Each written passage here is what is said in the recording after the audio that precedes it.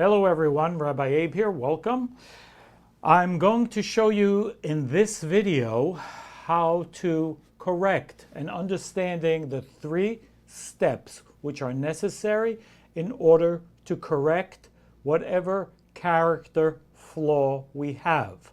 Now, when we do that, of course, the benefit is we open up the gates, we open up a channel for more light, blessing, sustenance from the creator force.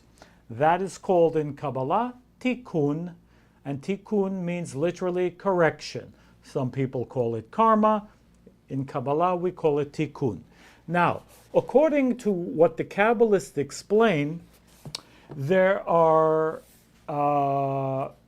corrections that each one of us come to this world with. No soul is new. We are not yet in the time for new souls, meaning that every soul that is coming down still at this particular segment in time, there are souls which have been reincarnated. So we are not innocent. We haven't come here, with a clean slate.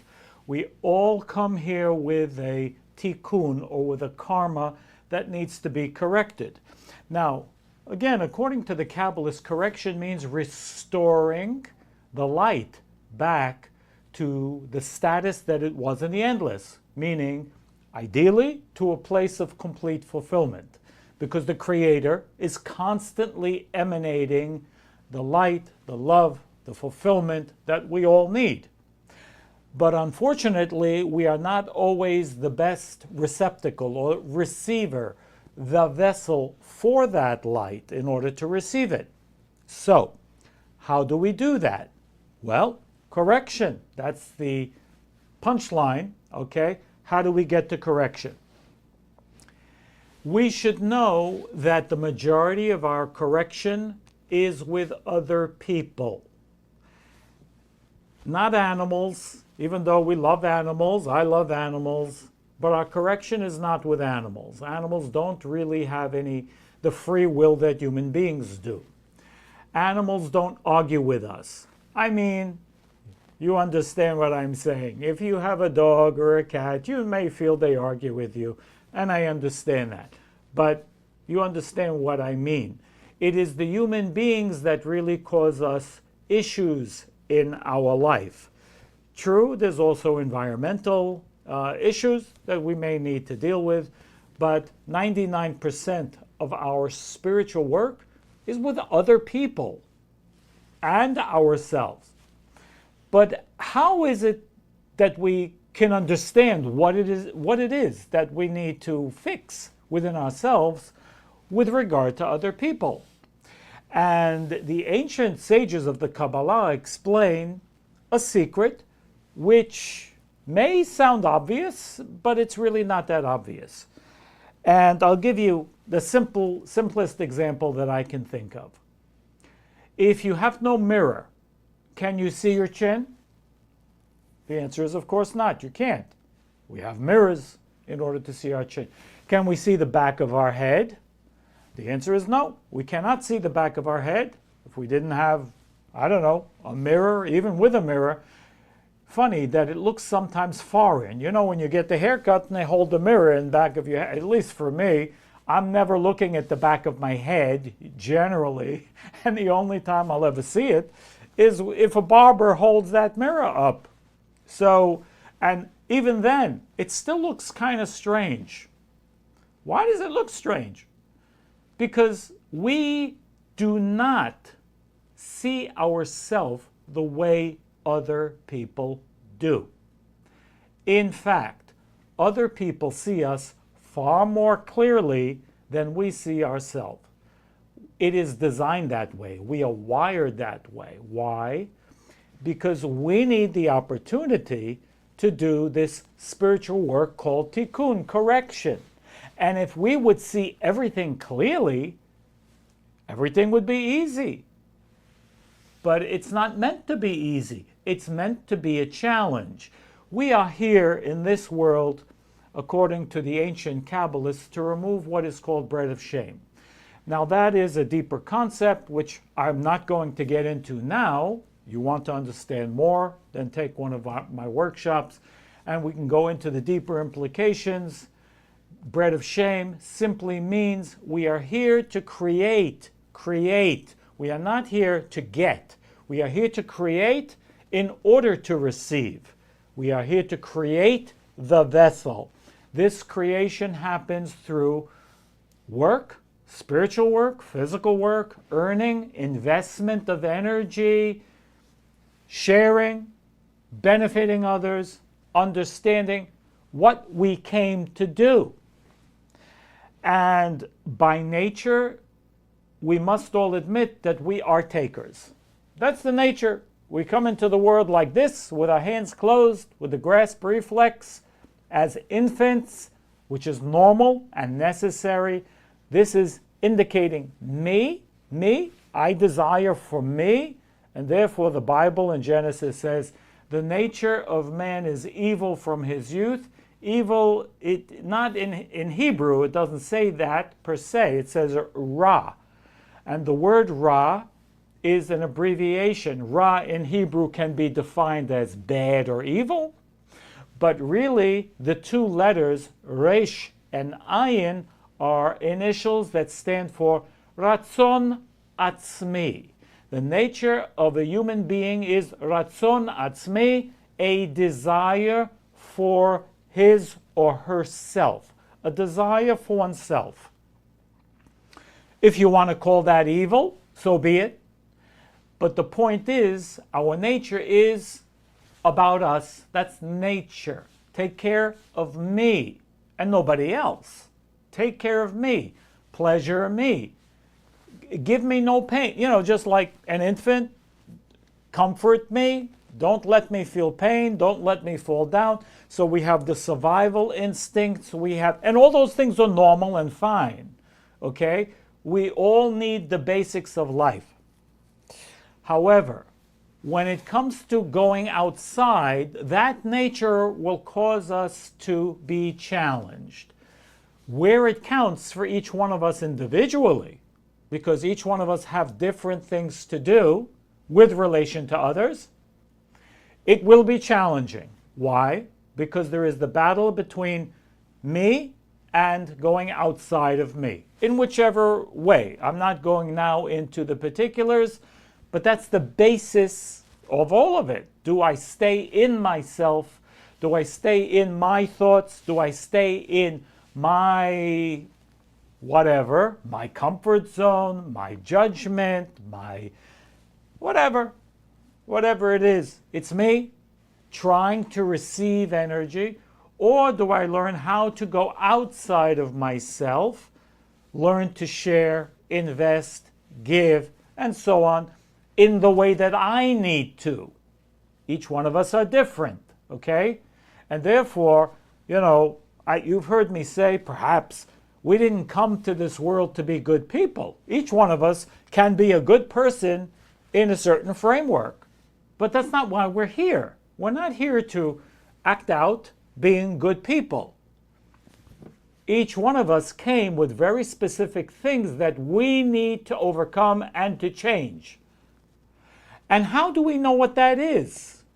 Well, one of the greatest ways we understand what our tikkun, our correction, our karmic work, our spiritual correction is by learning how we interact with other people, what we see in other people. Now, let me explain that.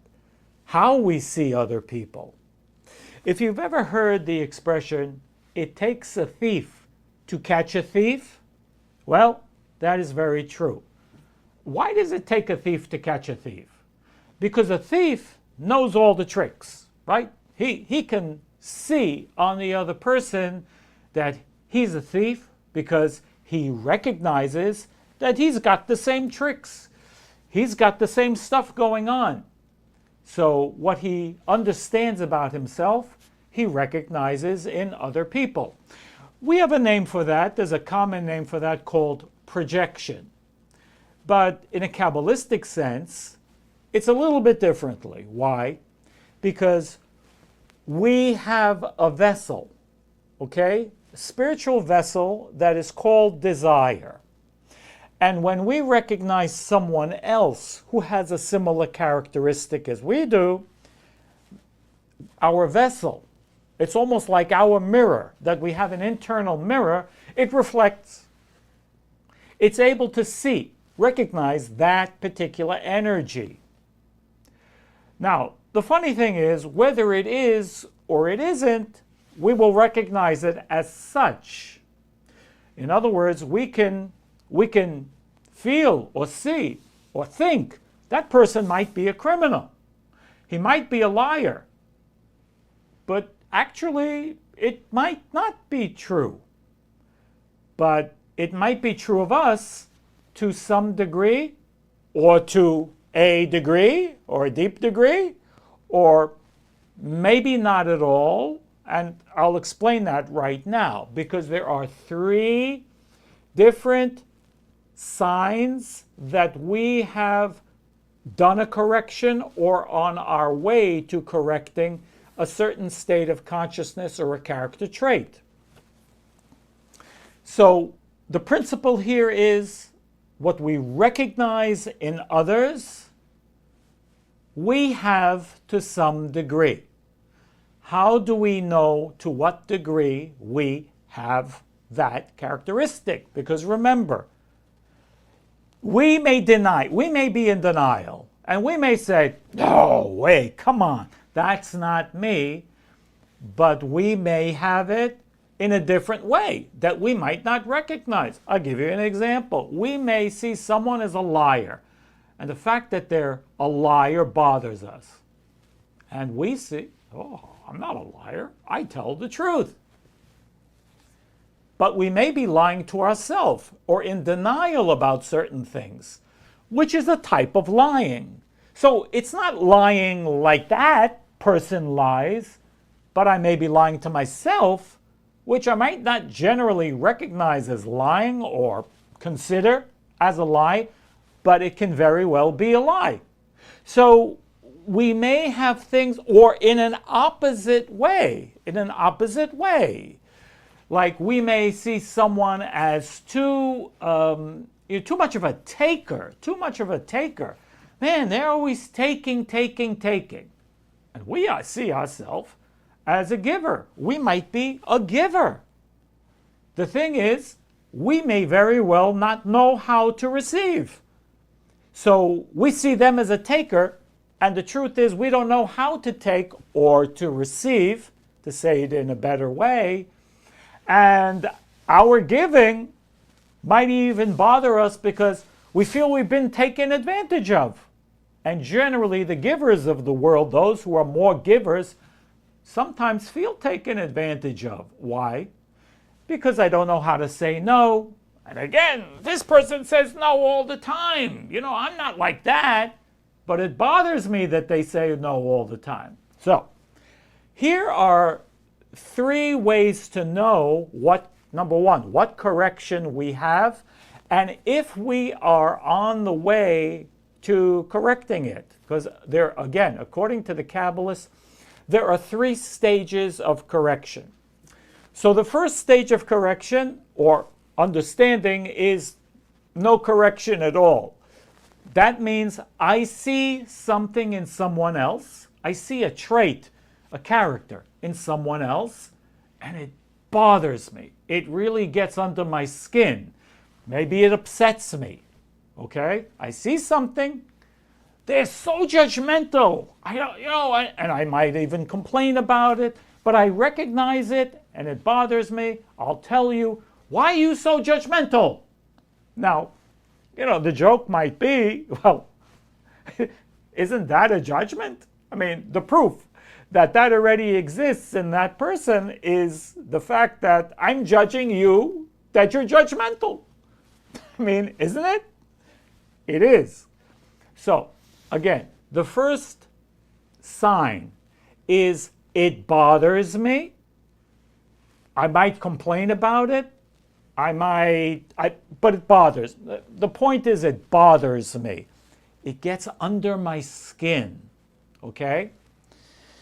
That's a sign that I have it going on in me now, today. And I need to work to overcome that, to learn more about it, how it's playing a role in my life. I need to learn about it. I need to learn how to transform it. Okay, there's a place for that. Today we're only getting into how to recognize it and what to do. That means a correction is not done. I have not yet really approached any level of correction. Okay. Second stage. The second stage means it's better than the first. I'm on my way, but I'm not there yet. What is it? I see it. I recognize it. I recognize it in that person. I see a trait. I recognize it as a negative characteristic of that person, but it's not bothering me. It's not getting under my skin. It can roll off my back, okay? It's not bothering me. The fact that it's not bothering me means I am in a better situation. I'm in a stage of correction which is not yet complete, but I am on the way, okay? I see it, I recognize it, but it doesn't bother me.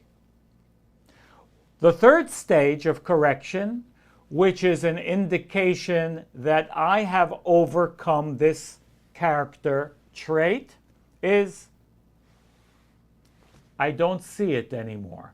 I don't recognize it. The same person I would have seen as judgmental, I don't see it that way. I mean, think about it. Does everybody see each other the same? Does everybody see each other the same way that I do? No. Why does everybody see it differently? Because we all have a different spiritual vessel. And the spiritual vessel is the desire that we have, that we receive the energy and the input and the consciousness of what's going on with other people, how it affects our desires, how it might even affect what we do, how we do.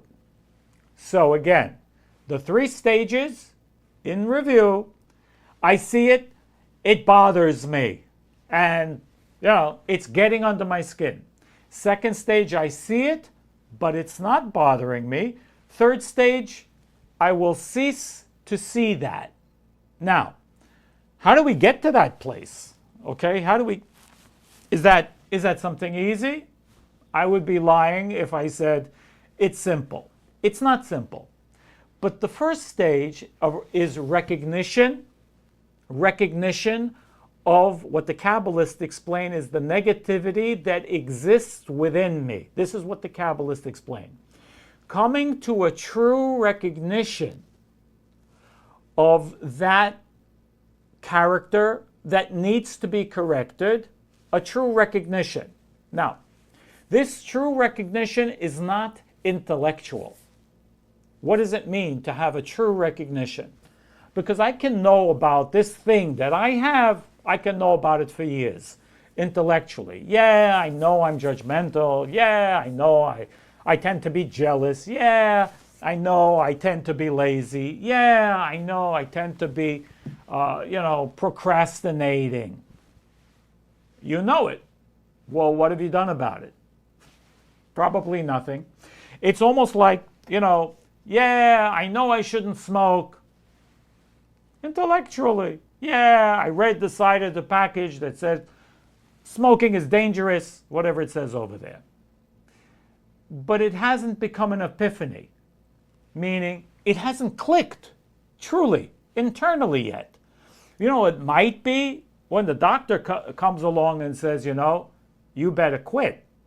Now, all of a sudden, in that moment, something clicks. It may not, but it may.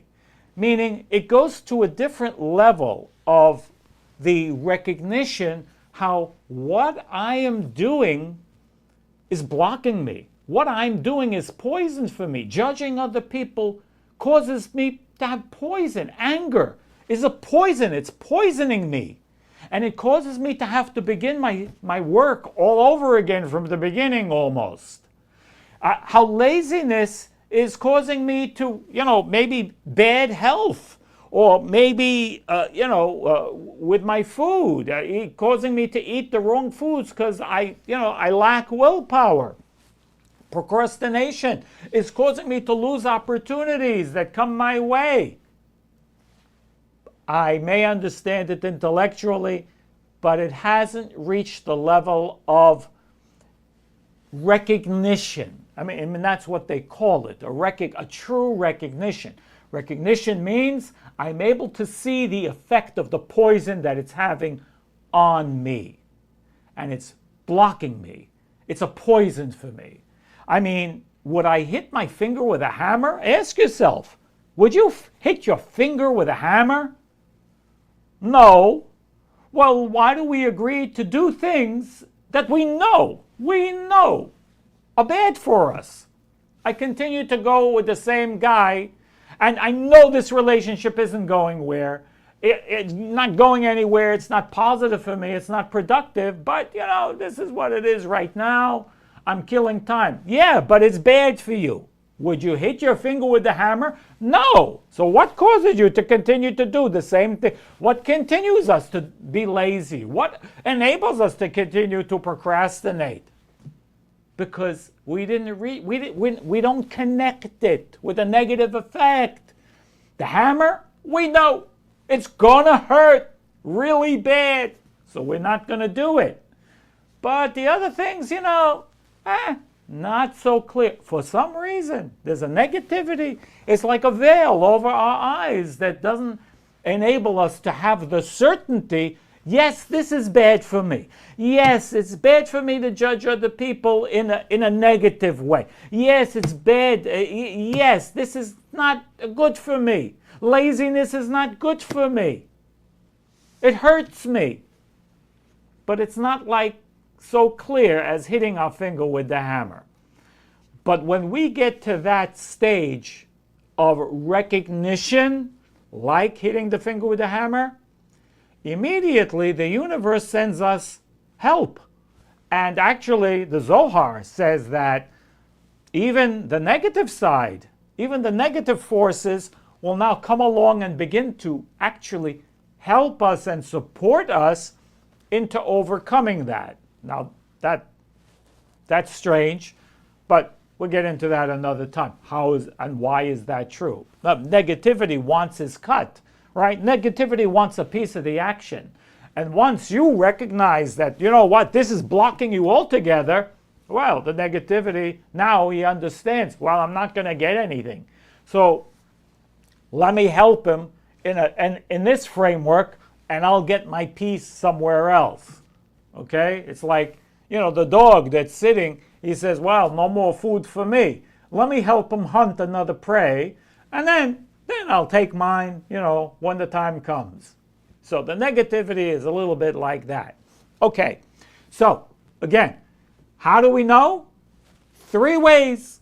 The first way, it still bothers me. What I see in other people, I see it, I recognize it, and because I recognize it and it bothers me, I haven't done yet the work. I'm not there. Number 2, that I see it, I recognize it, but it's not bothering me anymore. I feel better about it. Good, I'm on the way.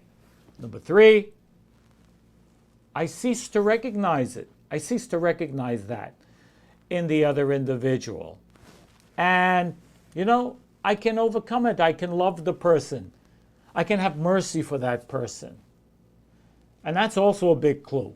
Because when we can have mercy for the other individual that was bothering us, or that I recognize whatever I recognize, and, it doesn't bother me, then we know we're certainly on the way to fixing. And this month of Virgo is the easiest time to make those changes. We've been saying that the past couple of videos. I recommend reviewing the past 2 videos. I'll put links for both of them in the comment section. But this time, all of the month of Virgo, before we get into Libra, we have like 3 weeks to be able to change things. We can change literally the movie of our lives in the month of Virgo. The month of Virgo was designed for that. Not only for Virgos, for all of us. That's the point. Because of communication, because of the nature of the month, because there's an abundance of mercy. It's called a time of desire by the Kabbalists, which means the universe, the cosmos, desires us. There is a desire. It's an opening. You know, the veils have been lifted. Generally, sometimes there's veils we need to get through. But in the month of Virgo, it's clear. There's it's open for requests, for help, for support, and that we can change what we need to change so that next year will be much, much better for us in terms of the three major components of life: sustenance, money matters, family matters, and relationships, and health. Okay, those are the three major aspects of life. Be blessed, guys. Like, subscribe, and remember, new class coming up, end of September. Go to the website, RabbiAbe.com, Sex, Food, Love, and Money. If you're interested to learn more, go to RabbiAbe.com, and I'll see you over there. All the best, guys. Be blessed.